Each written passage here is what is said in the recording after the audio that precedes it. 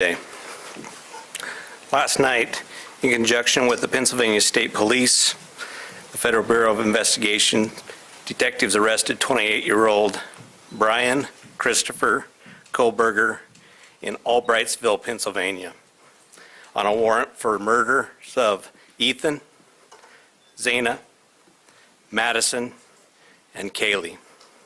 I want to personally thank these agencies for their assistance in this case.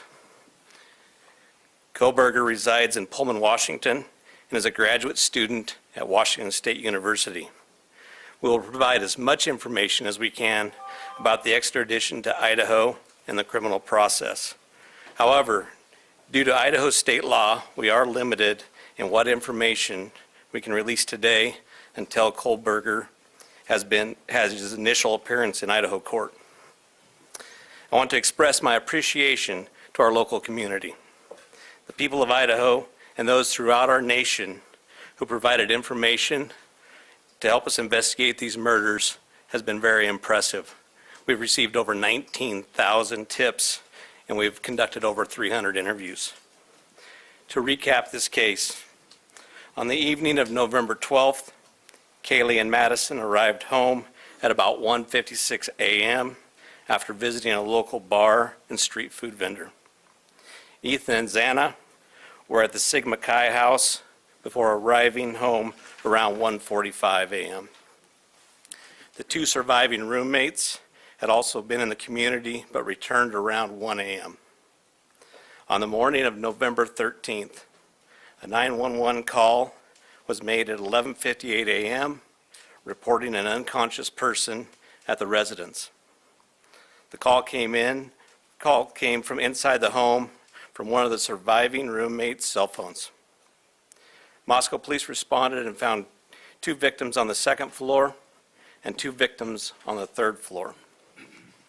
On November 17th, autopsies were conducted and the Latah County coroner confirmed the identity of the 4 victims. The cause and manner of death was homicide by stabbing. Some had defensive wounds, and each had been stabbed multiple times. These murders have shaken our community, and no arrest will ever bring back these young students. However, we do believe justice will be found through the criminal process. This was a very complex and extensive case. We had developed a clear picture over time, and we stand assured that the work is not done. But be assured the work is not done. This has just started. Since November, we have remained laser focused on pursuing every lead in our pursuit of justice for the victims and their families. I recognize the frustration with the lack of information that's been released. However, providing any details in this criminal investigation might have tainted the upcoming criminal prosecution or alerted the suspect of our progress. We will continue to provide as much information as we can as the process moves forward. Today, I want to specifically thank our dedicated Moscow Police Department detectives, patrol officers, the Idaho State detectives, the Idaho State troopers, and their crime lab technicians and scientists, and the Federal Bureau of Investigation for the resources and personnel to conduct this massive investigation.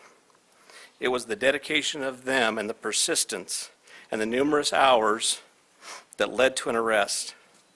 Fortunately, these highly skilled people worked together as a cohesive team to solve this case. I also want to thank our community and the nation. Over the past 6 weeks, I've been continually reminded of how much our community cares. Locally, public support has been exceptional with kind words, food for investigators, and letters of support. You will never know how much your words of encouragement help us through these trying times. I appreciate each of you and each of your kindness. Agencies and individuals from across the nation have reached out to us to express their support to this department. I'm reminded how our Moscow community, our families, and the nation has been impacted by this daily. Finally, I do want to thank our media partners for the help. You kept this in the news, you helped us with tips, you kept things going, and we truly appreciate that. And you are the product of those 19,000 tips that we received, which is an impressive number. I would like to invite Bill Thompson, the county prosecutor, up at this time.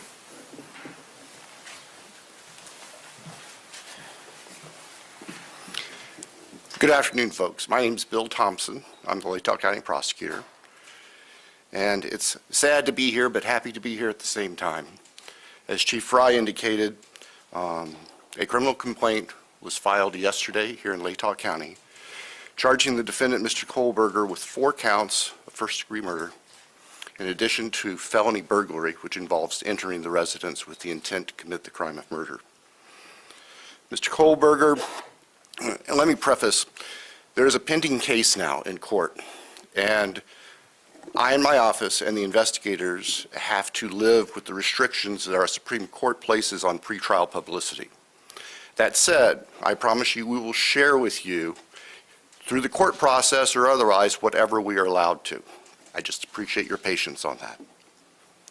The factual basis for the charges are summarized in what's called a probable cause affidavit that is on file with the court. According to the rules of the Idaho Supreme Court, that is sealed until Mr. Kohlberger is physically back in Latah County and has been served with the Idaho arrest warrant. At that time, we expect that that affidavit will be available to you so you can share the true facts with all of your readers and your watchers and your listeners and all of the people who are interested and really need to know what's going on. So please have patience with us on that. We hope to get that to you as soon as we can. As far as Mr. Kohlberger, I can share with you that he is a graduate student at Washington State University and has an apartment residence over at Pullman. He has had an initial appearance in front of a judge in Pennsylvania. He is being held without bond, and the warrant from our magistrate judge here also provides for no bond. We understand that he's scheduled to be back in court in Pennsylvania next Tuesday afternoon, and that a public defender has been appointed for him there. The process at this point is, since he was arrested in another state, he has the opportunity to either waive extradition and return voluntarily to the state of Idaho, or if he prefers not to waive extradition, then we will initiate extradition proceedings through our governor's office. If we do that, it can take a while for him to get here. So again, I'm asking for your patience and understand that's just the way the system works. Once he gets here, he'll have an initial appearance with our magistrate. They'll deal with issues such as making sure competent counsel is representing him, and the case will be scheduled for further hearings. Your primary source of factual information is going to be the court record, because that's what the Supreme Court says we need to refer you to. So please pay attention to what's going on in court and have people there to watch and hear what's being said. As an attorney, myself and my office, we are limited on what we are allowed by the courts to say outside of the courtroom. So please just work with us. Finally, as the chief indicated, this is not the end of this investigation. In fact, this is a new beginning. You all now know the name of the person who has been charged with these offenses. Please get that information out there. Please ask the public, anyone who knows about this individual, to come forward, call the tip line, report anything you know about him to help the investigators and eventually our office and the court system understand fully everything there is to know about not only the individual, but what happened and why. Next, I'll introduce Colonel Ked Wells from the Idaho State Police. Thank you. Well, good afternoon. My name is Kedrick Wills. I serve as the director of the Idaho State Police and certainly want to express our appreciation for your attendance here today. These tragic murders took 4 young, vibrant lives from our community. Nothing we do can bring them back. The only thing that we can do in law enforcement to honor their memories that we know of is to bring this to a successful conclusion. This has been a very difficult time for the families, the university, the community, and the state of Idaho. However, it is also proven that communities come together in tough times. Certainly appreciate the support of the local community and our national audience that has been following us as our investigators have worked through this case. I'm thankful also to you, the media partners, who have helped keep this case in the forefront that generates the tips and we hope will continue to generate information that will help us to a conclusion of this proceeding. I'd like to express our appreciation on behalf of the Idaho State Police to Chief Fry, his leadership, and the entire Moscow Police Department for the way that they handled this from the very beginning. He directed the right people to the right positions that led us to this conclusion today. I've had the utmost confidence in this investigation and in Chief Fry, as well as in Mr. Bill Thompson and the Latah County Prosecutor's Office, who've been a great partner throughout this. Nothing has deterred the commitment of the investigators who've worked on this case, regardless of the organization they represent. It's been very trying and very difficult, as you know, that it has been on those investigators as they do the tedious work that they're so good at doing. The partnerships is what's led here as well. The partnerships between Moscow Police Department, I'd like to express our appreciation with the Federal Bureau of Investigation, specifically the Special Agent in charge out of the Salt Lake City Division, Dennis Rice, and also the work that happened in the last 24 hours in Pennsylvania with the arrest with the Pennsylvania State Police and Colonel Evanchik with the Pennsylvania State Police. We appreciate what they've done across the nation to help us as well. As Bill shared, this investigation is far from over.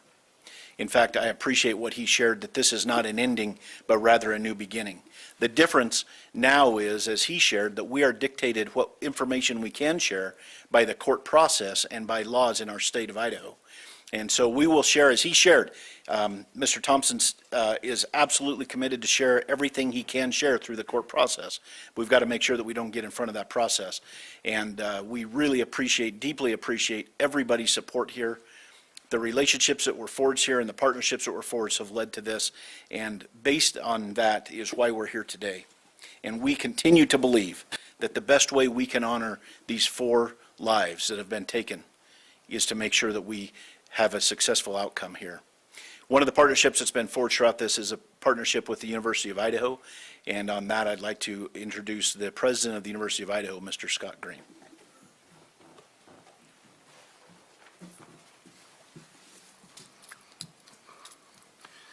Thank you. Good afternoon. Scott Green, President of the University of Idaho. Today's news of arrest is a welcome one. It's relief to our university, our community, and our extended Vandal family. The outpouring of support over the past 6 weeks helped sustain us during the most trying time.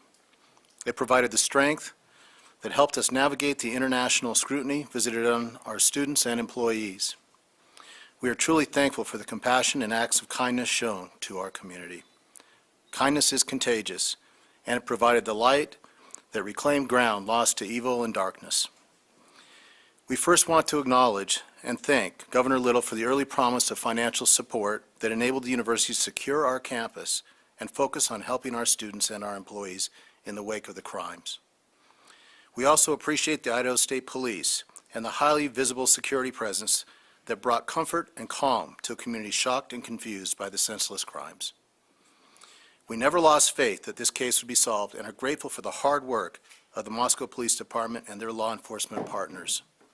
Vast and committed FBI resources brought important expertise to this complex case. Across the board, dedicated, highly competent personnel worked this case to arrest. This crime has nevertheless left a mark on our university, our community, and our state. While we cannot bring back Maddie, Kaylee, Zaina, and Ethan, we can thoughtfully and purposefully carry their legacy forward in the work that we do. Our students come first, and that was proven each and every day of this investigation. We are committed to safely delivering the college town atmosphere, campus experience, and high-touch quality education for which the University of Idaho is known. With time, we will heal. We will move forward together, and we will remain Vandal strong. With that, I'd like to turn it back over to Chief Fry.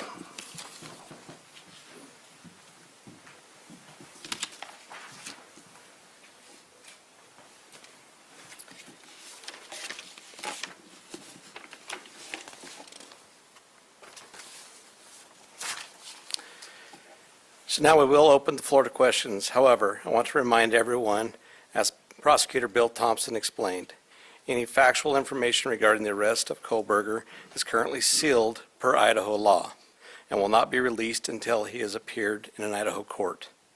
Please formulate your questions accordingly. I recognize there are a lot of questions, and I will try to answer as many of them as I can. Is there an evergreen or Argonaut reporter? Lauren Patterson, Northwest Public Broadcasting, Spokane Public Radio. I realize the records are sealed. I guess I'm not too familiar with how it works, but can you tell us what tip, what lead, what piece of evidence really led you all the way from Idaho to the suspect in Pennsylvania? As I've said in the past, that's part of our investigation, and we won't be releasing that at this time. We will have those answers. We'll have them as soon as we can make those available to you. Then a quick follow-up and a two-parter. Is our community safe, or is law enforcement still on the search for other suspects who might be involved in this attack? What I can tell you is we have an individual in custody who committed these horrible crimes, and I do believe our community is safe, but we still need to be vigilant, right? We still have talked about this in the past. We always need to be aware of our surroundings and make sure that we're aware of what's going on.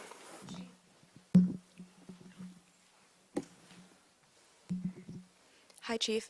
How soon into the investigation did police and law enforcement begin to spot Mr. Kohlberger as a potential suspect? And a follow-up, how many tips, if you can say, were specifically related to Mr. Kohlberger?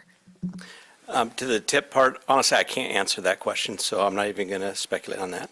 On the other part, that's part of our investigation, and it will come out. I'd like the mic to please come right over here.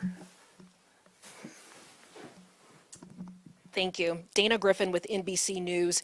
Can you confirm that Kohlberger asked whether or not anyone else had been arrested when he was in custody? I cannot confirm that, or I'm not sure of that information, but that would still be a part of our investigation. Did CODIS initially return any hits on this guy? That's still part of our investigation. That will come out. If we could get somebody over here, please. And then one final question. Is there any message to the online sleuths who slandered and harassed people who they believed were responsible? There was a lot of speculation going on, and we've always said from the very beginning that we're the official message that comes out, and to pay attention to what we're putting out there to the press. I'm Nancy Liu with News Nation, and we were over at the house this morning, and you told us that the remediation would begin today. It was suddenly stopped. Can you tell us why? Yes.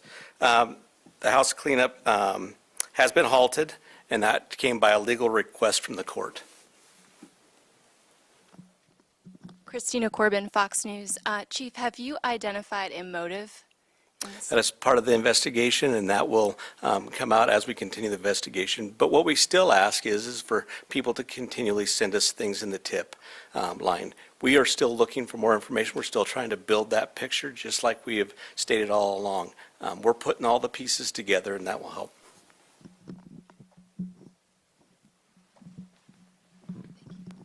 Chief, Veronica Miracle with CNN. Any indication that the suspect knew the victims? That's part of the investigation as well. It won't be something that will come out at this point in time, but as we continue the investigation and as this case goes to trial, that will be brought forth. Have you spoken to the families? Can you tell us what they've told you today? Are you talking the victims' families? Yeah, we have reached out to the victims' family as we always do. We've done that daily, and we've continued to have contact with them. Hey, Nate Sanford, you mentioned earlier that you're still seeking tips about Brian and that people should still share whatever information they have. Can you speak at all about what specifically people should be reaching out for, like if they know something? I would say anything and everything. As we've said all along, we know what tips we're looking for. We will take those tips and we will have professionals look at those and decide which pieces of those we need to use for our case. So we ask that everybody would do that. Angela Palermo, Idaho Statesman. Your department and other investigators on the case took a lot of flack for keeping information close to your chest. Are you glad that you did that, and were you worried about tipping the suspect off? I will 100% stand behind the way that we handled this investigation. And this all started from day one with our patrol officers arriving on scene, locking down the scene, us calling in the Idaho State Police, us calling in the FBI, and keeping information that was pertinent to this case very, very tight. We want to have a situation where, when this goes to trial, there is no doubt that we've done everything right, and we've slowed down, and we've continued to slow down. We'll continue to do that. Hey, Chief. Have you guys found the murder weapon or the Hyundai Elantra? So we are still looking for all pieces of evidence, but we are still looking for the weapon. And I will say that we have found an Elantra. Stephanie Becker with CNN. Can you tell what it was like when you got the phone call when the police told you that they had your suspect? I can tell you, for a lot of law enforcement, it was a fairly sleepless couple of days with, as we were leading up to everything that we were doing. But what I can tell you is I have faith in those agencies across the nation. I have faith in our officers. I have faith in the FBI, and they did a great job.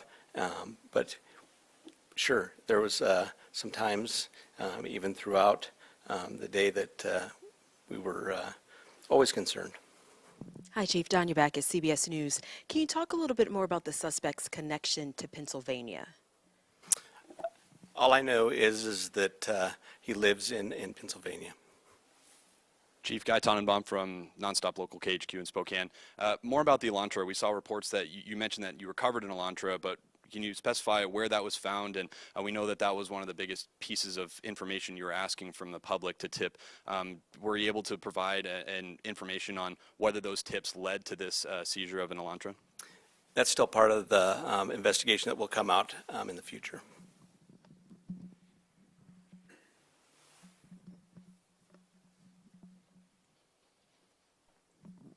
Chief Glenn Mosley, Idaho Public Radio here in Moscow. The additional police presence in town and on campus, semester's coming, is that going to continue? You will continue to see state troopers in the area. You know, we're talking to Latah County as well. You will see a presence of us that we're always have up on campus. We have assigned officers to that. So you will continue to see a law enforcement presence. I'm going to take two more questions. Hi, Chief. Julie Scott, ABC News. Can you tell us if you eventually had a license plate number to the Elantra and how you tracked it to Pullman? That's still part of the investigation that will come out.